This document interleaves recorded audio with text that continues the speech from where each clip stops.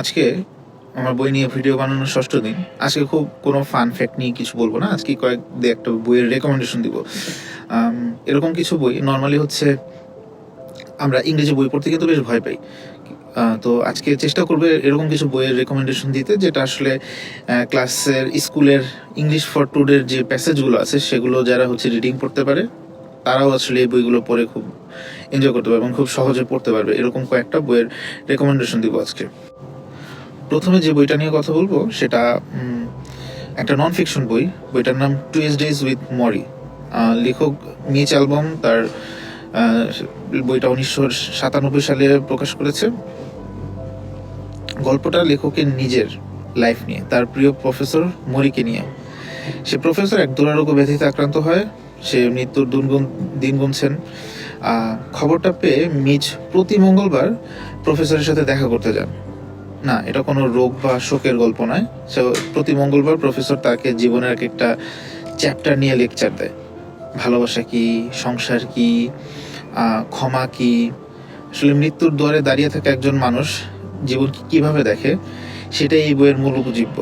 খুবই স্লিম একটা বই, কিন্তু এটার ইম্প্যাক্ট অনেক গভীর। খুব সহজে লেখা, খুব সহজ ভাষায় লেখা। এবং আমি জানি না বইটার বাংলা অনুবাদ আছে কিনা, বাট আপনারা আসলে ইংরেজি যে মূল বইটা আছে সেটাকেই you can give it a try. এখন যে বইটার কথা বলবো সেটা ব্রিটিশ লেখক মার্ক হ্যাডনের the curious incident of the dog in the night time. বইটা প্রকাশ পেয়েছে 2003 সালে।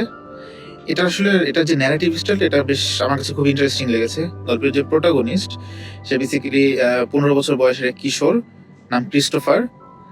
সো সে অটিজমে ভুগছে।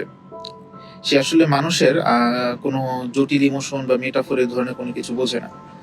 সে বেসিক্যালি প্রাইম নাম্বার বোঝে, কিছু লজিক ভালো বোঝে, বাট বেসিক্যালি সে লজিক্যালি খুব সুইটেবল, বাট সে ইমোশনালি খুব ভালো করে বুঝতে পারে না।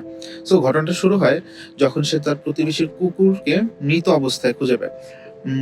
ক্রিস্টোফার সিদ্ধান্ত নেয় যে হচ্ছে সে শার্লক হোমসের মতো এই খুনের রহস্য খুঁজে বের করবে। কিন্তু সেই তদন্ত করতে যে সে বের করে আনে তার পরিবারের এক বিশাল বড় গোপন সত্য। সো ক্রিস্টোফারের চোখে এই পৃথিবীটাকে দেখার, এই ভিন্ন আঙ্গিকে দেখার যে স্টাইলটা, এইটাই আসলে বইটাকে মাস্টারপিস করে তুলেছে। আর বইটার ইংরেজিও খুব সহজে পড়তে পারবেন। এবং আমি এটাও জানি না যে এই বইটার আসলে বাংলা অনুবাদ আছে কিনা। যদি থেকে থাকে তাহলে আপনারা বাংলাটাও পড়তে পারেন, বাট আমি আসলে চাচ্ছিলাম যে এমন কিছু দিতে যেটা আসলে কি বলে সহজে ইংরেজি হবে এবং সহজে ইংরেজি পড়তে পারবে এবং ইংরেজি পড়ার অভ্যাসটা তৈরি হবে। এবার দুটো জাপানিজ বইয়ের রেকমেন্ডেশন দিব। অবশ্যই এগুলো জাপানিজে লেখা এবং ইংরেজিতে অনুবাদ করা হয়েছে। প্রথম বইটার নাম হলো the lantern of lost memories. লেখক হচ্ছে সানাকা হিরাগি। এই বইটার ইংরেজি অনুবাদ করেছেন জেসি ক্রিকোড। 2024 সালে বোধহয় এটার ইংরেজি অনুবাদ প্রকাশ পেয়েছে। প্লটটা মোটামুটি ইন্টারেস্টিং। এটা বেসিক্যালি হচ্ছে দিস লাইফ অ্যান্ড আফটার লাইফের মাঝামাঝিতে থাকা একটা পুরনো ফটো স্টুডিও নিয়ে। তো মানুষ মারা যাওয়ার পরে সেই ফটো স্টুডিওতে যে পৌঁছায়, সেখানে তার সারা জীবনের যত ছবি আছে, হাজার হাজার ছবি, সব তাকে দেখানো হয়। সো নিয়ম হলো মৃত ব্যক্তিকে তার জীবনের প্রতি বছরের জন্য মাত্র একটি করে ছবি বেছে নিতে হবে। সেই ছবিগুলো নিয়ে একটা লণ্ঠন বানানো হবে, আর সেই আলোতে সে বা যে মৃতরা আছে তারা বেসিক্যালি হচ্ছে আফটার লাইফে চলে যাবে। সো গল্পের চরিত্রগুলো কোন স্মৃতিগুলো রাখে, কোন স্মৃতিগুলো হচ্ছে তারা মুছে ফেলে, সেটা পড়লে এগুলো পড়লে আর কি আপনি নিজেও ভাববেন যে আমার জীবনের লণ্ঠনে আমি আসলে কোন ছবিটা রাখতাম। মানে little bit of thought provoking গল্প, খুব সহজে সহজ ইংরেজিতে অনুবাদ করা। আমি জানি না, আমি এখনো জানি এটার বাংলা অনুবাদ আছে কিনা। সো যেহেতু জাপানিজ বই, অনেক প্রকাশক আছেন, অনেক অনুবাদক আছেন, তারা আপনারা চাইলে এটাকে অনুবাদ করতে পারেন যদি অনুবাদ না হয়ে থাকে। শেষ যে বইটার কথা বলবো সেটা একটু যারা পিসফুল বা হিলিং কিছু চাচ্ছেন তাদের জন্য। বইটার নাম হচ্ছে the convenient store by the sea. তো আমি জানি না এটা আসলে বাংলা অনুবাদ হয়েছে কিনা, আগেও সরি বলে নিচ্ছি। বইটা লিখেছেন সোনোকো মাচিদা এবং এটার অনুবাদক হচ্ছেন ব্রুনো নাভাস্কি। তো গল্পের সেট আপ আসলে জাপানের মজি বন্দরের কাছে একটা কনভিনিয়েন্ট স্টোর। এখানকার ম্যানেজার একজন রহস্যময় হ্যান্ডসাম যুবক।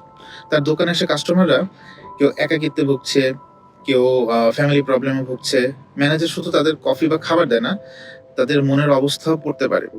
অনেকটা কি বলবো অ্যান্থোলজি স্টাইলে লেখা, এবং এক একজন কাস্টমারের গল্পের মাধ্যমে মানুষের জীবনের জটিলতা এবং সমাধানের পথ দেখানো হয়েছে। আম, সমুদ্রের নোনা বাতাস আর হচ্ছে জাপানিজ ওমোতেনাশি যে কালচার বা আতিথেয়তা কালচার, যেটা সেই জিনিসটা এই বইতে খুব সুন্দরভাবে ফুটে উঠেছে এবং খুব সহজ ইংরেজিতে অনুবাদ করে, এবং আমার ধারণা বইটা পড়লে ভালো লাগবে। এবং আমি জানি না এখন এটা বাংলা অনুবাদ হয়েছে কিনা, সো যারা জাপানিজ গল্প খুঁজছেন বা উপন্যাস খুঁজছেন অনুবাদ করার জন্য, তারা এটা ট্রাই করতে পারে। Thank you.